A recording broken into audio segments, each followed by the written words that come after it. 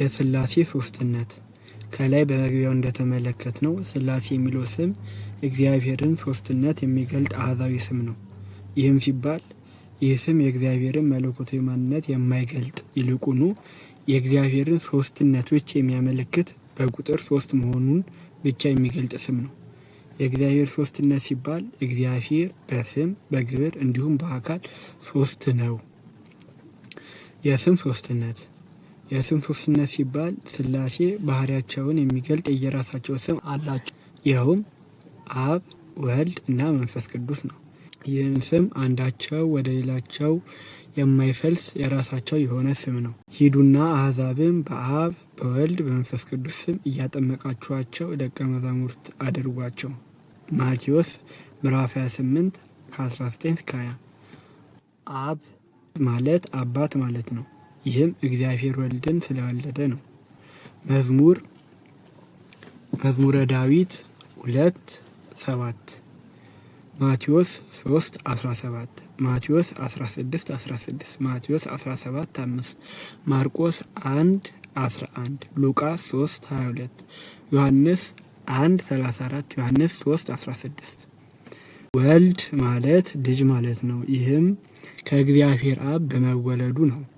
መንፈስ ቅዱስ ማለት ሰራጺ ማለት ነው። ይህም ከአብ የሚወጣ በመሆኑ ነው።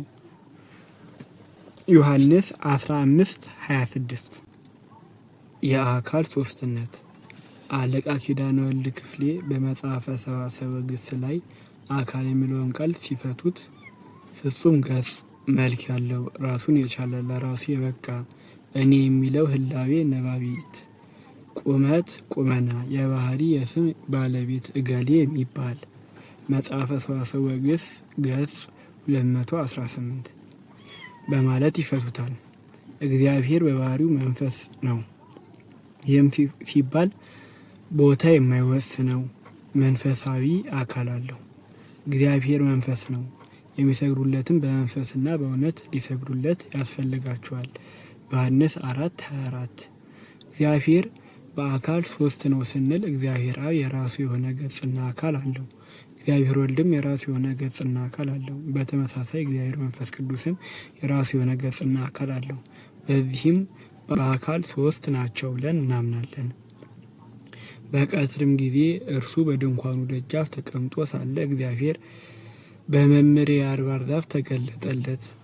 ዓይኑንም አነሳና እነሆ 3 ሰዎች በፊቱ ቆመው አየ።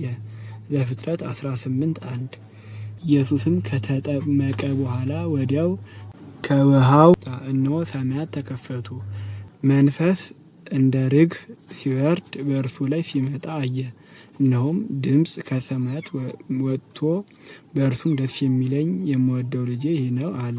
ማቴዎስ 3:16-17። የግብር ሦስትነት ግብር ማለት የግዕዝ ቃል ሲሆን ትርጉሙም ስራ ማለት ነው። ቅድስት ሥላሴ በባህርያዊ ግብራቸው ሦስት ናቸው። ይህም ሲባል አብ፣ ወልድ፣ መንፈስ ቅዱስ የየራሳቸው ግብር አላቸው። የአንዱ ግብር ለሌላው አይወስድም። ግብራቸውም አብ በባህሪ ግብሩ ወልድን መውለድና መንፈስ ቅዱስን ማስረጽ ነው። ይህም እግዚአብሔር አብ ቅድመ ዓለም በህላዌው እግዚአብሔር ወልድን በመውለድና እግዚአብሔር መንፈስ ቅዱስን በማስረጹ ነው። በዚህም የተነሳ እግዚአብሔር አብ ወላዲ እና አስራጺ፣ እግዚአብሔር ወልድ ተወላዲ እንዲሁም እግዚአብሔር መንፈስ ቅዱስ ሰራጺ ይባላል። በእርሱ ደስ የሚለኝ ልጄ ይህ ነው። ማቴዎስ 3:17።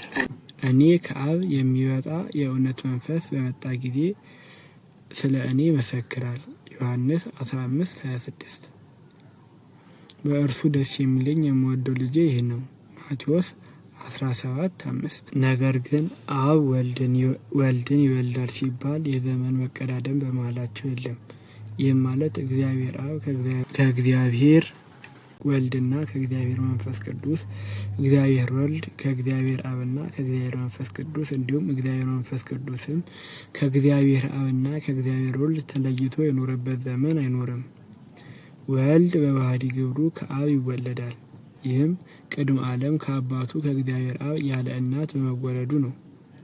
እግዚአብሔር ወልድ ከአብ ተወለደ ሲባል እንደ ሰው ባህሪ አባት ከልጁ ቀድሞ እንደሚኖር እግዚአብሔር ወልድ በሕልውና ከአብ ያንሳል ማለት አይደለም።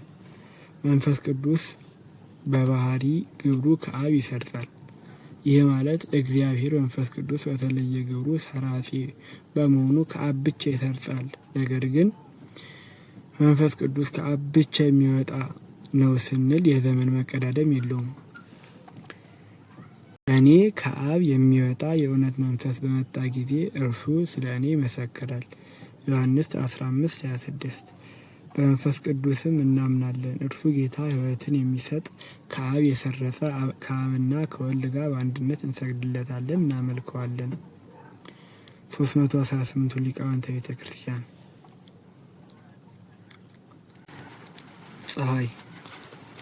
ፀሐይ ሶስት ነገሮች አሏት። ይኸውም ክበቧ፣ ብርሃኗና ሙቀቷ ናቸው። ክበቧ የእግዚአብሔር አብ፣ ብርሃኗ የእግዚአብሔር ወልድ እንዲሁም ሙቀቷ የእግዚአብሔር መንፈስ ቅዱስ ምሳሌ ነው። ይኸውም አባቶቻችን የሥላሴን የግብር ሦስትነት ምሳሌ እንደሆነ ያስተምሩናል። ከሰሌዳው ብርሃኗና ሙቀቷ መገኘታቸው እግዚአብሔር ወልድ ከአብ የወልድ የመወለዱ መንፈስ ቅዱስም ከአብ የመስረጹ ምሳሌ ነው። ፀሐይ ሶስት ነገሮች ቢኖሯትም ሶስት ፀሐይ አትባልም። የሥላሴን ሦስትነትም እግዚአብሔር ሶስት አማልክት አያስብለውም። እሳት እንደ ፀሐይ ሶስት ነገሮች አሏት። ይኸውም ፍም፣ ብርሃንና ሙቀት ናቸው። ይኸውም የሥላሴን የግብር ሦስትነት ምሳሌ ነው። ፍሙ የእግዚአብሔር አብ፣ ብርሃኑ የእግዚአብሔር ወልድ እንዲሁም ሙቀቱ የእግዚአብሔር መንፈስ ቅዱስ ምሳሌ ናቸው። ከፍሙ ብርሃኑና ሙቀቱ መገኘታቸው እግዚአብሔር ወልድ በባህሪ ግብሩ ከአብ የመወለዱ፣ መንፈስ ቅዱስ በባህሪ ግብሩ ከአብ የመስረቱ ምሳሌ ነው። በተመሳሳይ እሳት ሶስት ነገሮች ቢኖሩትም ሶስት እሳት አይባልም። የሥላሴ ሦስትነትም እግዚአብሔርን ሶስት አማልክት አያስብለውም። ከዚህ ውጪ ግን አብ አይወለድም አይሰርጽም፣ ወልድም አይወልድም አይሰርጽም አያሰርጽም፣ መንፈስ ቅዱስም አይወልድም አይወለድም አያሰርጽም። ከዚህም በተጨማሪ መንፈስ ቅዱስ ከወልድ አይሰርጽም። የኩነት ሦስትነት ሥላሴ በኩነት ሦስት ናቸው። ይኸውም አብ ለሥላሴ ልባቸው ነው። ይህም ሲባል ሥላሴ በአብ ልብነት ያስባሉ። ወልድ ለሥላሴ ቃላቸው ነው። ይህም ሲባል ሥላሴ በወልድ ቃልነት ይናገራሉ። መንፈስ ቅዱስ ለሥላሴ እስትንፋሳቸው ነው። ይህም ሲባል ለሥላሴ በመንፈስ ቅዱስ እስትንፋስነት ሕያዋን ይሆናሉ። ነፍስ አንዲት ብትሆንም ሶስት ኩነት አሏት። እነዚህም ሕያውነት፣ ነባቢነት፣ ለባዊነት ናቸው። እነዚህ የነፍስ ኩነታት የሥላሴን የኩነታት ሦስትነት ምሳሌ ናቸው። ይኸውም ለባዊነት የአብ ልብነትን ከዊነ ልብ፣ ነባቢነት የወልድ ቃልነትን ከዊነ ቃል፣ እንዲሁም ሕያዊነት የመንፈስ ቅዱስ እስትንፋስነትን ከዊነ እስትንፋስ ምሳሌ ነው። ነፍስ በሦስቱ ኩነታት ሶስት ነፍስ እንደማትባል ሁሉ ሥላሴም በሦስቱ ኩነታት ሶስት አማልክት አይባሉም። በዚህም መነሻነት ነፍስ የሥላሴ አንድነትና ሦስትነት ምሳሌ ነው።